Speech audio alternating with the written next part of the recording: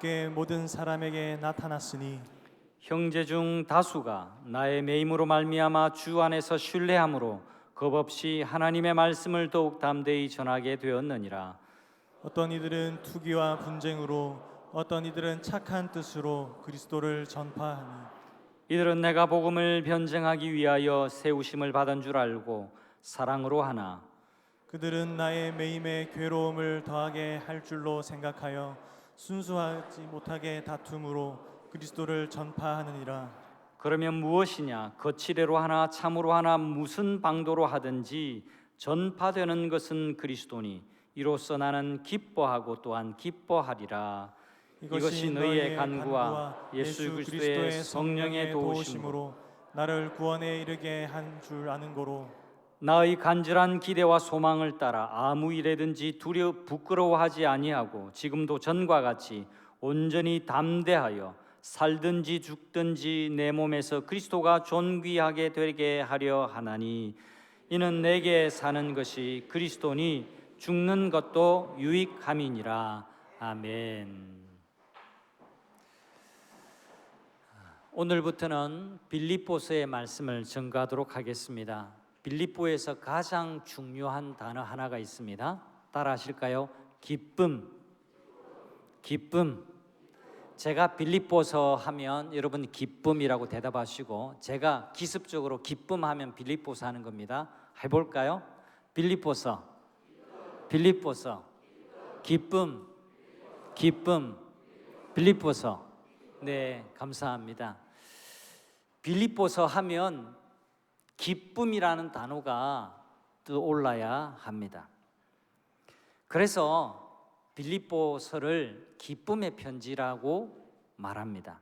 고린도전서 같이 긴 편지에 비하면 빌립보서는 비교적 짧은 편지인데도 사도 바울이 이 편지에서 기쁨이라는 단어를 16번이나 반복해서 사용하고 있습니다. 여러분 한 주간 큐티를 열심히 한 분은요 매일같이 기쁨이라는 단어를 한 번 이상씩 읽었어요. 우리가 눈치를 못 채서 그렇지. 마치 퍼내고 나면 다시 솟는 샘물처럼 계속해서 기쁨으로 기뻐하고 기뻐하리라 기뻐하라 라는 말을 연이어서 바울은 쏟아내고 있습니다. 기쁨이라는 단어를 반복하는 것도 눈에 띄지만 더 주목해야 할 부분이 있습니다. 바울이 어떤 상황에서 이 기쁨의 편지를 썼는가?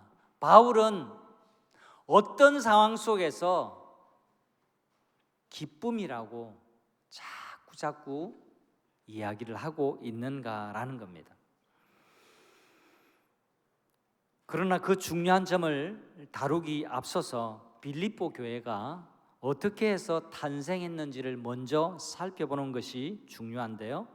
서신서는 사도행전과 함께 이렇게 병행해서 읽으면 도움이 됩니다.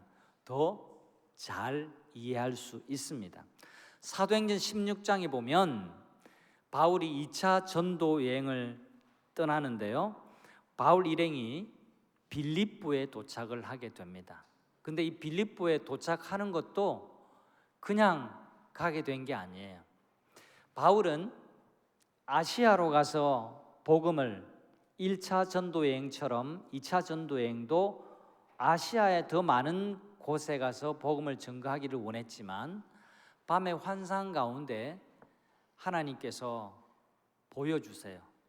마게도냐 사람 한 사람이 와서 우리를 도우라고 손짓하는 환상을 보게 됩니다. 그 환상을 보고 난 다음에 바울은 하나님께서 아시아가 아니라 마게도냐, 우리 익숙한 대로 유럽에 복음을 전하라 하시는가 보다 하고 생각하고 전도의 발걸음을 마게도냐, 유럽으로 향하게 됩니다. 그리고 제일 먼저 도착한 곳이 첫 번째 성 빌립보라는 곳에 도달하게 되어져요. 그래서 빌립보는 바울에게 있어서 그냥 한 곳, 한 장소 중에 하나가 아니라 이런 사연이 담겨 있는 곳이 바로 빌립보입니다. 바울 일행이 빌립보에 도착하자마자 안식일이 되어서 기도할 곳을 찾았는데 강가에 여인들이 모여 있는 것을 보게 됩니다. 다가가서 그들과 얘기를 나누는데 그 중에 한 사람, 자주 옷감 장사, 그냥 옷감이 아니라 자주 옷감 장사였는데, 자주색 옷감은 그 당시에 굉장히 고급 옷감이었어요. 아무튼 이 자주색 옷감 장사를 하던 루디아라는 여인을 만나게 돼요. 그리고 바울이 복음을 설명해 줍니다. 그러자 하나님께서 루디아의 마음의 문을 활짝 열어주세요. 그리고 이 루디아가 복음의 말씀을 듣고 깨닫고 루디아와 자기 온 식구들이 바울에게 세례를 받게 되어집니다. 교회가 루디아의 집에서 시작되게 된 겁니다. 그리고 이 루디아의 집에 바울은 머물면서 여기를 근거지로 빌립보에 복음을 전하게 됩니다. 바울은 어느 날 귀신 들린 한 여종을 고쳐주게 되는데요, 그 여종의 주인이 바울을 고발하게 됩니다. 왜냐하니까 귀신 들린 여종을 통해서 그동안 돈벌이가 쏠쏠했는데 이 여종이 귀신이 떠나가고 예수를 믿는 바람에 그냥 귀신이 나가버리고 돈벌이가 끊겨버렸어요. 그래서 그 주인이 고발을 하게 됩니다. 당하고 잡혀간 바울과 실라는 매를 엄청나게 많이 맞고 감옥에 갇히게 되었어요. 그림에 보시면 발에는 착고가 이렇게 채워졌다라고 그렇게 말합니다. 착고가 우리에게는 익숙하지 않지만 죄수들이 감옥 안에서조차 움직이지 못하도록 묶는 보조 장치죠. 형벌의 장치입니다. 우리나라식으로 말하면 여러분 춘향전 같은 데 보면 목에 이렇게 칼을 두르잖아요. 이런 칼 말고 목에 나무 판자를, 긴 판자를 걸어놓고 눕지 못하게 하고 뛰어 도망가지 못하게 하는 것이 우리나라 형벌 도구로 칼인데, 외국 같은 경우에는 이런 착고를 채워서 도망 못 가게 그렇게 한 겁니다. 이 말은 감옥에 들어가서 고통이 극심했다라는 겁니다. 여러분, 많이 맞고 난 다음에 언제 쓰리냐 하니까 시간이 좀 더 지나면, 밤이 되면 그때부터 맞을 때 통증하고 다른 쓰린 고통이 밤중에 찾아오게 마련이죠. 그런데 말입니다, 감옥에 갇힌 바울과 실라가 그 속에서 이 쓰라린 그 시간에 기도하고 찬송을 했다, 그렇게 기록을 하고 있습니다. 바울과 실라가 기도하고 찬송할 때 어떤 일이 일어나냐, 큰 지진이 나고 옥터가 움직여서 문이 활짝 다 열리게 됩니다. 잠을 자던 간수가 죄수들이 다 도망한 줄 알고 이 죄수를 놓쳐버리면 간수가 그 몫을 대신하게 되어 있습니다. 어차피 자신은 죽은 목숨이라는 생각에 칼을 뽑아서 자살을 하려고 하는 그 순간, 그때 바울이 그 간수를 향해서 소리칩니다. 여기요! 여기 있어요. 우리가 도망가지 않았습니다. 우리가 도망가지 않았으니 당신은 자신을 해하지 마십시오. 우리가 그대로 있습니다. 간수는 죄수들이 다 도망간 줄 알았는데 바울의 이 남다른 행동과 그 권위 앞에 무릎을 꿇게 됩니다. 그리고 이렇게 말하죠. 선생님, 제가 어떻게 해야 구원을 얻겠습니까? 그러자 사도 바울은 이때 불멸의 문장 하나를 남기게 됩니다. 같이 한번 하실까요? 주 예수를 믿으라. 그리하면 너와 내 집이 구원을 얻으리라. 같이 시작. 주 예수를 믿으라. 그리하면 너와 내 집이 구원을 받으리라. 한 번 더 시작. 주 예수를 믿으라. 그리하면 너와 내 집이 구원을 받으리라. 아멘.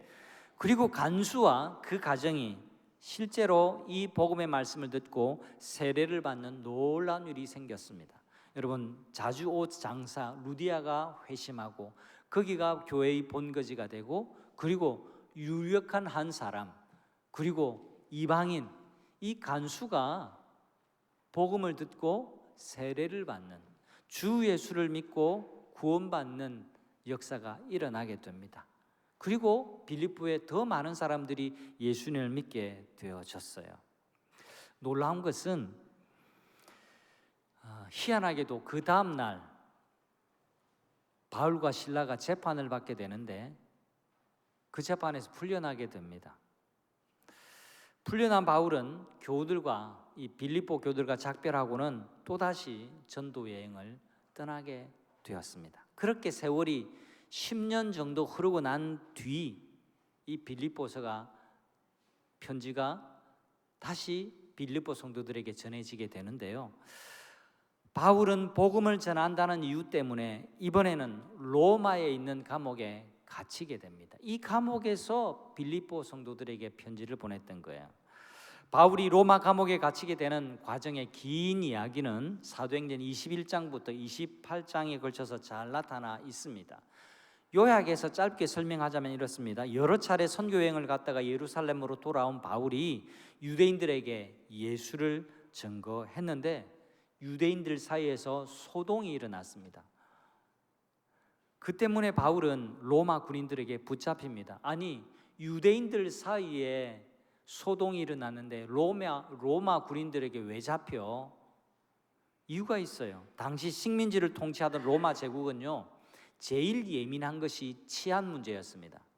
소요 사건이나 밀란이 매우 민감한 문제였기 때문에 어디서 데모가 났다, 어디서 소동 사건이 일어났다 하면 군대가 출동해서 그 자리를 유심히 보고 그 소동이 일어난 그 현장을 해산시켰습니다.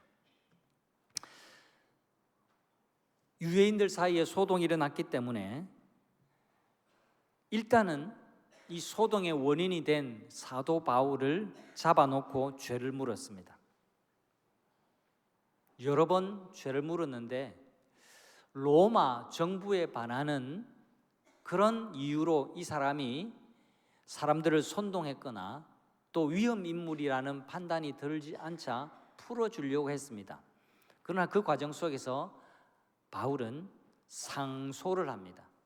여기서 재판받지 않고 나는 로마에 가서 재판을 받겠습니다 라고 그렇게 그 재판장 앞에서 이야기한 겁니다.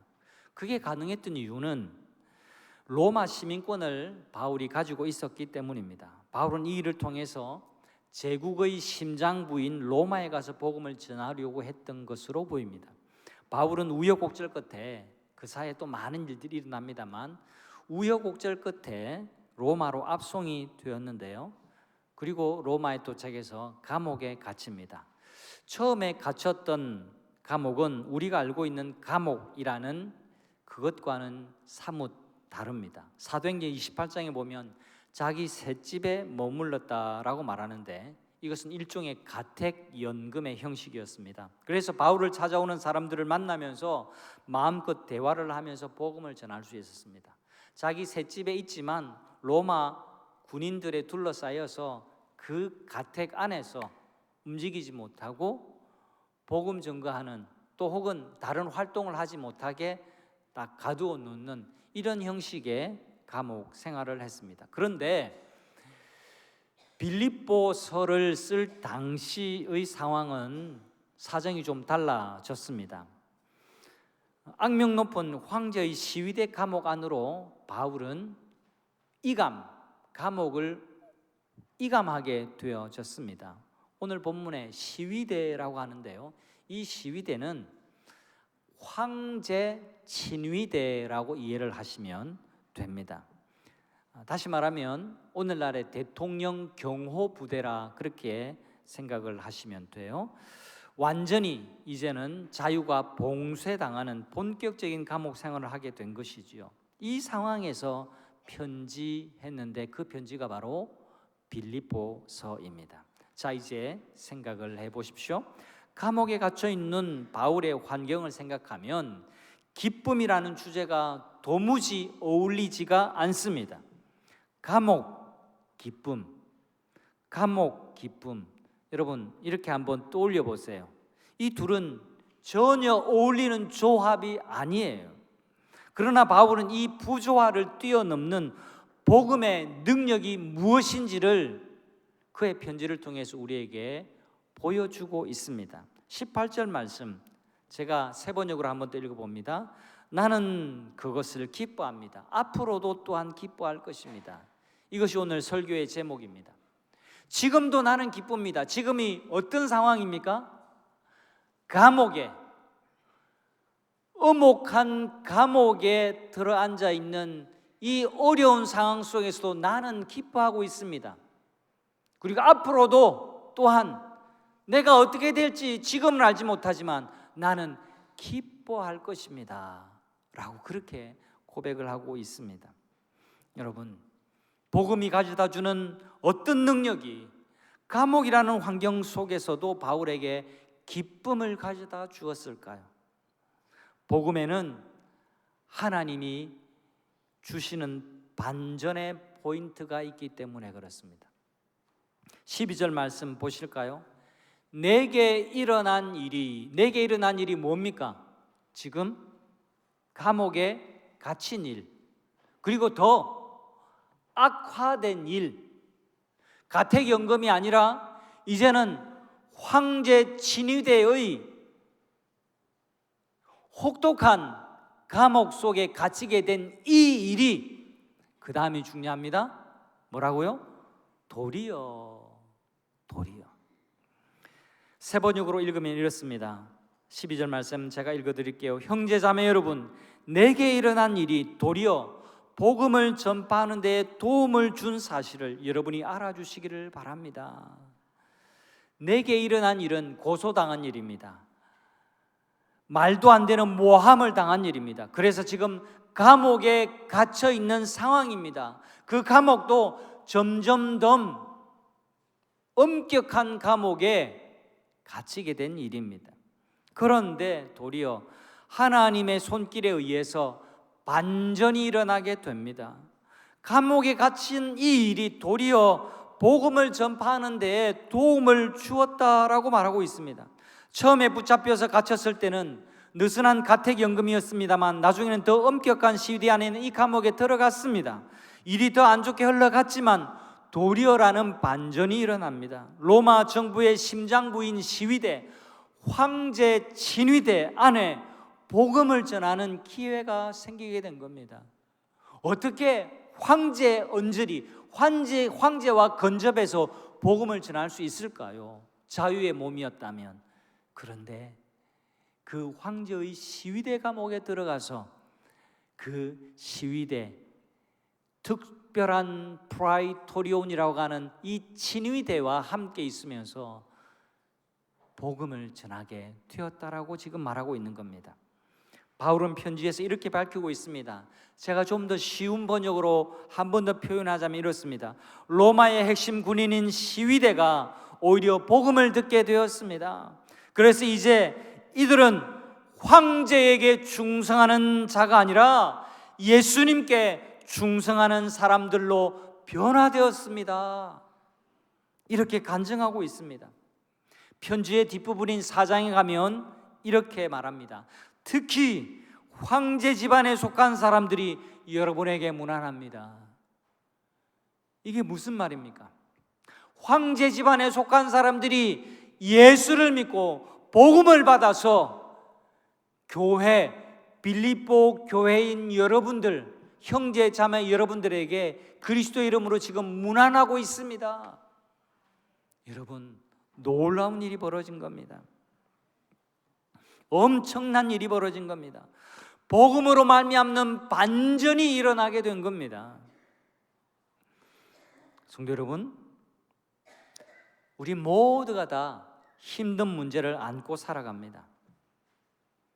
지금 사방이 다 막힌 것 같은 느낌 속에서 헤매고 계신 분이 혹시 이 자리에 계십니까? 내가 지금 감옥에는 안 들어갔지만 감옥에 갇힌 것 같은 답답한 마음으로 하루하루를 살아가고 계십니까? 그래서 견디기 힘들다고 지금 느끼고 계십니까? 바울이 남긴 빌립보 교회에 보내는 편지가 바로 여러분에게 보내신 주님의 편지가 되기를 주님의 이름으로 축원합니다. 그런 심정으로 빌립보서를 읽어보십시오. 우리말에 참 재미있는 표현들이 많아요. 또 극적인 표현들이 많아요. 우리말 표현에 끝장이다, 끝장났다라는 표현이 있죠. 끝장. 혹시 여러분 마음 가운데 지금 끝장이다 싶은 마음이 있으십니까? 끝장이라고 생각할 필요가 없습니다. 나의 끝장에 하나님이 그 다음 장을 이어 붙여 가십니다. 사람들은 바울이 감옥에 갇혀서 이제 더 이상 끝장이라고 생각했습니다. 하지만 하나님은 그가 당한 일이 도리어 복음을 전하는 통로로 사용하셨습니다. 그 어느 누구도 이 프라이토리온 황제의 시위대, 황제의 집안 사람들에게 복음을 전할 것이라고 아무도 생각하지 못했습니다만 갇히는 이 일을 통해서 도리어 복음의 반전의 역사가 일어나게 된 겁니다. 끝장에 다음 장을 가져다 붙이셔서 하나님은 반전의 드라마를 이어가셨습니다. 이것이 복음의 능력입니다. 내가 끝이라고 생각한 거기에서 하나님은 새로운 일을 시작하심을 믿으시기를 바랍니다. 여러분 유튜브 동영상 한 번씩 보시죠. 유튜브 동영상 중에 스피드 페인터 앤더슨이라는 게 있습니다. 조회수가 무려 2100만 회가 넘어요. 별로 안 놀라시는데 2100만 회면요 엄청난 겁니다. 엄청난 것. 우리나라 아이돌 BTS 이 정도나 2100만 될지 모르겠습니다만 잘 나간다 해도 몇백만이에요. 근데 2100만이라는 조회수가 올랐는데요. 오늘 그 이야기를 잠시 소개해 볼까 합니다. 화가 앤더슨은요 초고속으로 그림을 그리는 것으로 유명한 화가인데 어느 날 이 스튜디오에 나왔습니다. 방송 스튜디오에 나왔는데요. 많은 사람들 앞에서 이제 검정색 캔버스, 이렇게 그림을 그리는 화판 캔버스 위에 붓 하나 그리고 페인트 2개, 물감 2개, 그러니까 흰색 페인트 하나, 빨간색 페인트 하나. 이 물감으로 1분 30초 안에 그림을 완성해 보이겠다라고 그렇게 말을 해요. 그래서 그림을 그리기 시작합니다. 30초를 넘기고 1분이 채 남지 않았을 때 관중의 반응은 심드렁했습니다. 교계를 가우뚱하고 다음 그림을 넘겨주세요. 네, 원고를 잘 보시고 해주세요. 여러분 저게 무슨 그림인지 여러분 눈에 띄시나요? 모르시겠죠?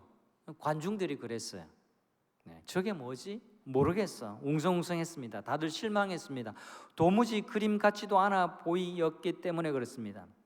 이제 시간이 더 흘러서 보세요. 사람들이 교계를 갸우뚱하죠. 시간이 30초 가량 남았지만 이제 도무지 기대가 되질 않았습니다.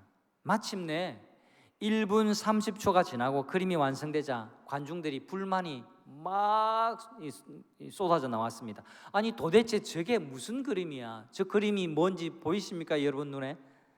무슨 초음파 그림도 아닌데 도무지 저도 모르겠어요. 그러나 완성된 그림을 180도 돌려놓자 중년 미남의 초상화가 그려져 있는 것이 보였습니다. 여러분 이 사람은 거꾸로 그리는 초고속 화가였던 겁니다. 특별한 능력이죠. 거꾸로 이 그림을 머릿속에 상상하고 거꾸로 이렇게 그려놓은 거예요. 반전의 그림이었습니다. 여러분, 하나님이 주시는 복음에는 반전의 포인트가 있음을 기억하십시오.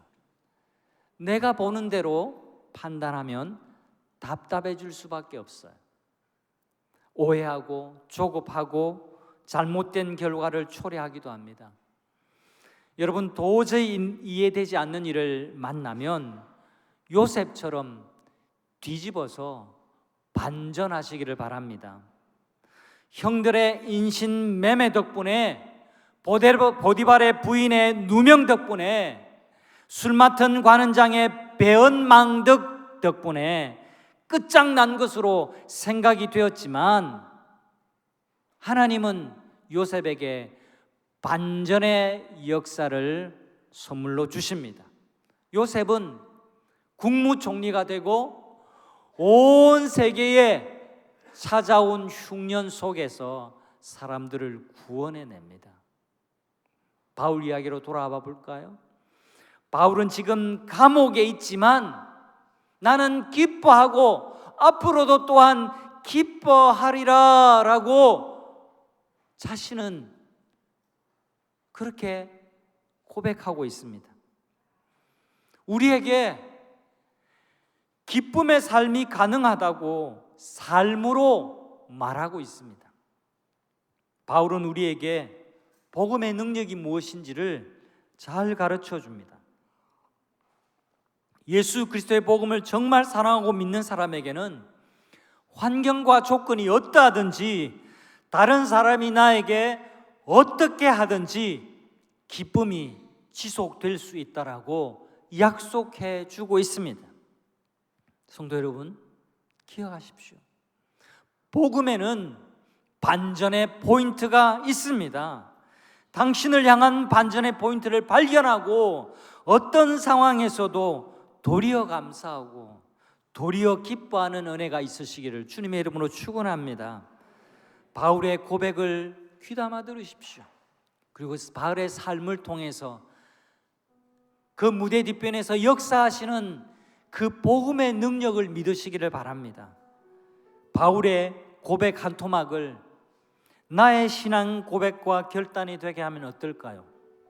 나는 그것을 기뻐합니다. 앞으로도 또한 기뻐할 것입니다. 우리 다 같이 이 고백을 한번 따라해 주시면 좋겠습니다. 마지막으로, 나는 그것을 기뻐합니다. 그것이 무엇입니까? 여러분에게 지금 닥친 그 일 말입니다. 여러분이 답답해하는 그 일 말입니다. 여러분이 끝장이라고 생각하는 그 일 말입니다. 나는 그것을 도리어 기뻐합니다. 앞으로도 또한 그것을 기뻐할 것입니다. 앞으로 내게 어떤 일이 일어날지 모르지만 나는 결심합니다. 앞으로도 또한 나는 기뻐하겠습니다. 왜요?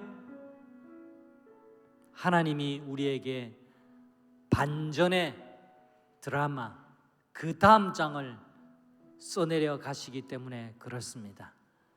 이 믿음 가지고 슬픔을 이기시고 이 믿음으로 답답함을 이겨내시고 이 믿음으로 염려 걱정을 이겨내는 모든 성도들이 되시기를 우리 주님의 이름으로 축원합니다. 아멘. 우리 다 같이 한번 기도하기를 원합니다. 오늘 주신 말씀 붙들고 하나님, 결단하며